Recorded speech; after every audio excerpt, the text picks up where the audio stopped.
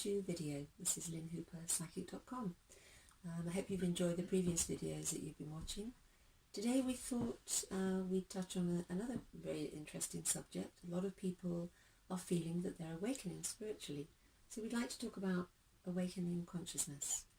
I'm sure we're going to come up with some very interesting topics while the three of us talk about this. So Lynn, what was your perception on awakening consciousness? Well, consciousness is a huge subject, and it's going to be a different understanding for everyone. But for me, consciousness means the spirit, the soul, understanding that this one lifetime is not all there is. And I think when you start to wake up, you start to look at things that once used to be really comfortable, really easy, with a different eye. You suddenly think, well, what does that mean? What does that actually mean? What is the purpose of my life? Why am I doing this? Why am I flogging myself to death working so hard?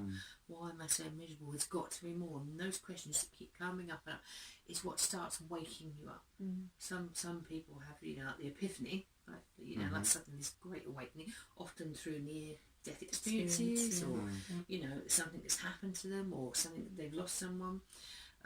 And consciousness is about, once you understand you're eternal, you're a soul, you can't die, you can't ever get it done, it puts this lifetime into perspective. That's what it means to me. I could never go through life thinking this can only be it. It just never made sense to me. So I asked and asked and asked. Did you have an awakening moment, or would you say that's something from you've always had that knowledge? Or yeah, I used to astral travel when I was young, and I thought it was perfectly normal. I just did not realise that other people didn't do that. So for me, it's always been there, but I seemed to lose it. I had it as a child, and I seemed to lose it as an adult. And I got married, had children, went through the usual stuff that you do in life. And then it just suddenly came back to me. I remember thinking, it was actually, I was at one of my children's school play, and they were doing a church service, I think it was, and they were singing, for the love of Jesus and this and that, and I remember thinking, you're panicking, but it's true, and I thought, I don't believe this, I'm not going to listen to this and sing this out if I don't believe it. So like it was being forced onto you. Yeah, and it was like a journey that I went on, and of course I do believe Jesus is a master that walked many years ago. He was a real person who was very, very in touch with the divine, but at the time I didn't know that. So I questioned it, as I do, I question everything, and I questioned what that really was, who he was, where it was, and that's when I started to wake up, and I moved house, I started going to a spiritualist church. It just naturally flowed, and it just grew and grew and grew. And, now I'm a medium, I'm constantly working with source and spirit. To me, that's the only thing that makes a meaningful sense of where I am consciously. So, but it can be a struggle for people that haven't got that awareness, or they're just miserable and don't know why. What would you say are some of the signs of awakening? For instance, I think I know a lot of people are feeling physical signs at the moment as we change this vibration that we're on. Obviously, it is affecting the human body. A lot of people are feeling, getting lots of headaches. They're just feeling disconnected in their life, not quite sure why. So that feeling of loneliness. A lot of people that I speak to, even people that are very open and are also awakened, are feeling this new vibration that's coming through. Really difficult to cope with. It's very, very challenging at the moment. And would you say you had an awakening moment, or? With me, it was something right from a very early age. When I was a child at 5 years old, I remember saying to my mother, what is this all about? There has to be more than this. There has to be. At which point I was told I was a very strange child. So I don't think I was a very strange child. To me, it was very normal. And as Lynn said about astral travel, I can actually remember I used to do it for fun. I used to go to bed at night and lay on my bed, and I could actually see myself from up here looking down on myself. And I just assumed everybody could do that. It wasn't astral travel. Your spirit leaves the body. Leaves your body, and I could just be floating up there, looking down. Oh, it's Jenny down there in bed there. But to me, it was normal. Well, if you've grown up.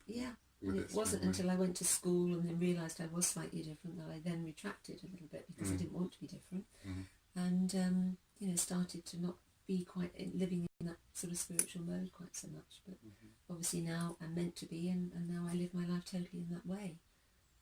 You know, connected all the time, and like Lynn said, you get lots of spiritual things happening to you all the time that are perfectly normal, and you accept them as being normal. You have to allow it to come in. You have to just allow it to come in, and not fill your head with too much egotistical stuff that we really don't need. Human beings are very good at that. You know, the ego creeps in and makes you think about all those things, so you fill your head with that. If you can take yourself out of that, meditation obviously is a good way of doing it, which I think we touched on. And then you realise there is a much nicer way of living your life, a much more peaceful way, and much more connected to spirit and your source and who you really are, the truth. Was there an awakening point for you, do you think? I think like yourself, when I was a child, I remember, for instance, when I first saw, I don't know, a squirrel or something, and I'd say to my whoever was around, oh, what, you know, what's that? And they say it's a squirrel, and I'd be like, well, I know you've given it a name and you're calling it, but what is it? And as a child, they would always be like, oh, we better get him down the doctor's kind of thing. But no, I think I've always had a struggle with, there's got to be more to this, more to this life, and more to this what's going on. And then I think it was around 2012. So up until that point, I did what everyone should do, or what we're taught to do by society, by getting a job, getting a place to live, and you know, and doing all that kind of stuff. And then I was in my job, and I just walked downstairs to where I normally work, and then all of a sudden everything started going kind of, I don't want to say misty, but kind of blurry, and I just felt this darkness, like this I would say it's an awakening, but it was something that shocked me into being, right, you need to look into this more, you need to start going down this road, and it led me down, you know, spiritual things, yeah, definitely. Definitely. And then with meditation, which I found very difficult at the beginning. So what would you describe someone to how to meditate? Because obviously, well, it's emptying the head really of all the thoughts, you know, going within, isn't it? Really quietly sitting, going within. You can either do it, guided meditation is very good if you find it hard to just drop into a meditation. Just don't beat yourself up too much. Simply, you don't have to. You don't have to sit. I don't think you can meditate walking. You can meditate being out in nature quietly. You don't have to sit and try and be still and do this thing called meditation, because it doesn't work for everyone. It's just all being peaceful, going within. I think some people believe that when you meditate, you're surrounded by, you know, and they expect those things to happen, like to see people that aren't in this reality, you know, and I think there's a lot of pressure you put on yourself when you do meditate, because from what you see on the outside world, or the expectations of what you should experience when you're meditating, because other people have experienced it. Yeah, well, it's not it's all pressure, isn't it? bells and flowers for everybody, is it? It's not like that, I don't think. I think it's just about going within and finding your inner peace, finding the real person, and then living in the now, living in this moment, rather than... because it's the only thing that exists. It's all we have is this moment. You know, and I think that's, once you find that, and the penny drops, it's like, oh my God, this is just wonderful. You just reach that point of nirvana, really, isn't it? Yeah. It's amazing, you know, but I think everybody gets there eventually, but some people just take a bit longer. But then equally so, it's very difficult, because we have to live in the physical body, we have to have a job, we have to survive, we have to pay bills, you have to do all that, and trying to do both is, I think, very, very difficult. They completely conflict with each other. Yeah, definitely.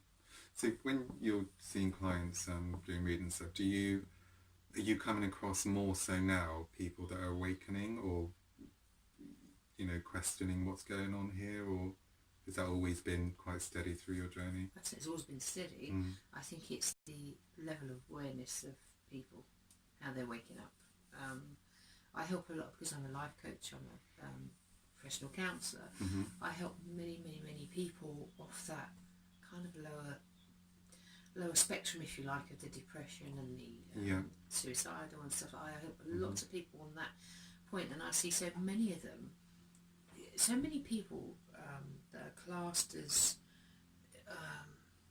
the lower of the society, the people that aren't functioning properly, that have addictions, or you know, mental have problems health in some mental way.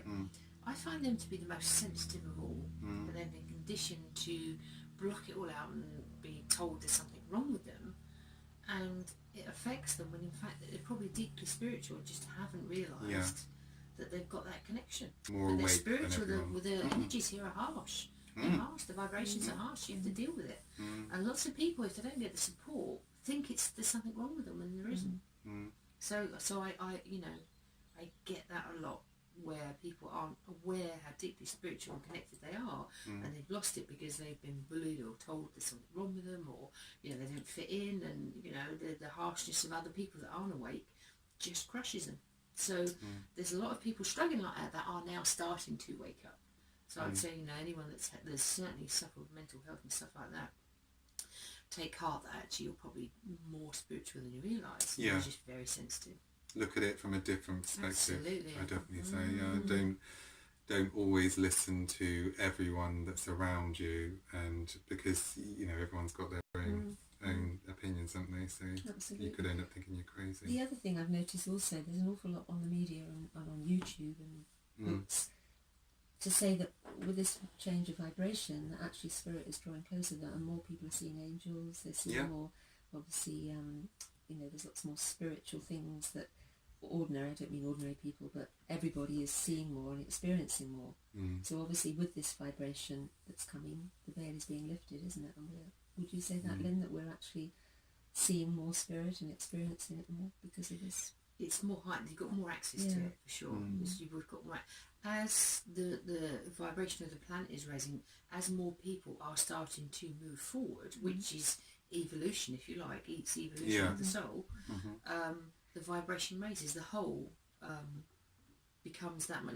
If you put 3 people in a room all focusing on one thing, the vibration of that thing they're focusing on raises. So if you're thinking, say if everybody said, right, we want to get £10, and everyone focused on that, that £10 would appear quicker than if just one person was focused on it, if they aren't very good at because that. of the energy that because of the energy that's pouring into it, because of the access, the flow that you've got going on. So the more people that are starting to wake up strengthens the access, the source, so then it's easier for everyone to start picking up. So when I said to people before, you know, the evolution of the soul of the planet here won't move forward until the lowest vibration has reached that point. We have to help everyone, because that's what it's about, everyone raising to that level, if you like. Otherwise you can get left behind a bit. So I've kind of digressed slightly after what I was saying it all there, comes but in together. it's, So awakening would be in some ways to raise your vibration. So that's what happens to you during awakening. yes, Then you can you're move. feeling the vibration. See, as everyone's starting to wake up, people around you that are starting to, you'll feel it. So you'll be in situations where you'll start to move forward, and you may lose friends because they aren't keeping up with you. They'll be on a different vibration. They may be struggling, and you don't have the same relationship with them anymore. It's changed. The dynamics have changed, and you don't understand why. And you think, what's going on here? Well, you don't fit into your old life, do you? Exactly. You're and actually your new person. people come in that are more on your wavelength, don't they? They do start to, but it's very scary that you know, when I've got clients that says, oh God, you know, I feel really lost or alone. I said, that's because, you know, you have to let the old go to let the new in. And that's what you're doing. And that higher vibration means you'll get better quality relationships, where once you would have tolerated something, you know, that wasn't so good for you, if you've learnt that, and as the vibration raises, you reach up to somebody who's on that higher vibration that you enjoy a better friendship, better relationship with, because you're at a higher level of understanding. Sometimes it's subconscious, you know, sometimes you know it's there but you aren't sure, and then as you start to wake, you start to become aware, actually things are changing, what is going on here? So it can be very subtle to start with, before you then raise up and then you start questioning, like you did with your work. There's got to be more than this. This can't be I it. did not, you know, and you know, I'd be thinking, well, I did not come here to be miserable. It's not what you come here for. So you don't summon up to be It's miserable. suffering, isn't it? If you're in a position where you're not getting the full joy out of doing it, and you're just constantly 9 to 5, do this, do that. I know, like you said, we've all got our money and everything, but see how that's how the vibration leads down the road, doesn't it? The more people that do that, they get fed up. they're asking, they're searching for more, they raise the vibration, and then other people pick up on that, and then they ask the same question. Yeah. So it raises as a whole. So that's what we do. So there'd be loads of people in jobs thinking, I can't do this anymore. There's loads of people that dip into depression because they can't cope, don't know how to change it or how to get out of it. When it's unnecessary, you know, they need to just start looking at what makes them happy. You know, your soul knows what it wants. In order to do that, you have to go through a process where you have to relearn how to do things. You change your belief systems, look at your old belief systems, and that's part of the awakening as well. How would you describe that for you?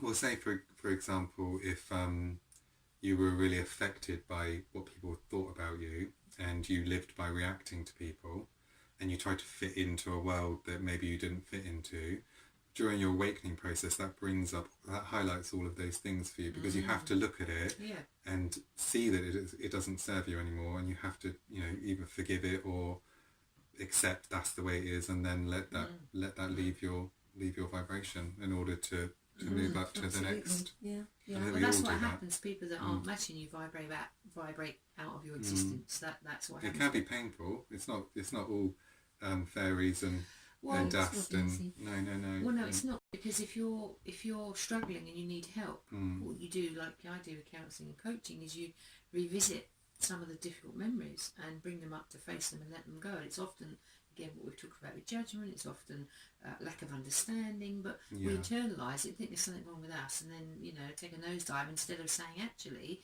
you know, this is my experience, this is different, you know, I may not have understood what happened then, but right now I know that I'm as worthy as everybody else to start living the best of my life, and not listen to anybody who tells you can't. Because that's how you awaken, by believing and trusting.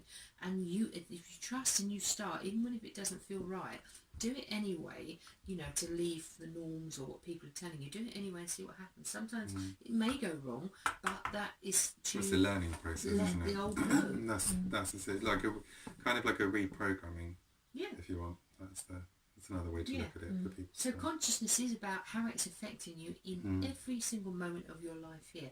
We signed up to come here to be physical beings, so we can't just ignore the fact we're physical. We've got to take that into consideration as we're opening up the spiritual energies. So what reason did we come here to be physical? It wasn't to be miserable. So what are we missing out on that we're not doing, that consciousness and being more aware is going to help us do? Do you find also that sometimes you actually feel quite floaty, as if you're sort Not of really there. Not really there at all. I know I get days like that where I just feel as if I could. It's quite a happy feeling, mind you. It's quite a pleasant feeling, but I do think you need to ground yourself sometimes. You know, you just feel totally on a different planet almost. Yeah, you know, quite hard to function in the physical world. You know, and I sometimes think it would be just so nice to stay in that place all the time, but you can't, because you have to come back and do washing up and cook the dinner and all you have that. To deal with it's that like living with and two separate lives in a way, isn't it? Living that life in the physical body. I suppose like that's where mindfulness comes in, trying to raise your awareness in the moment. So that floatiness is wonderful. It's a bit like meditation, isn't it?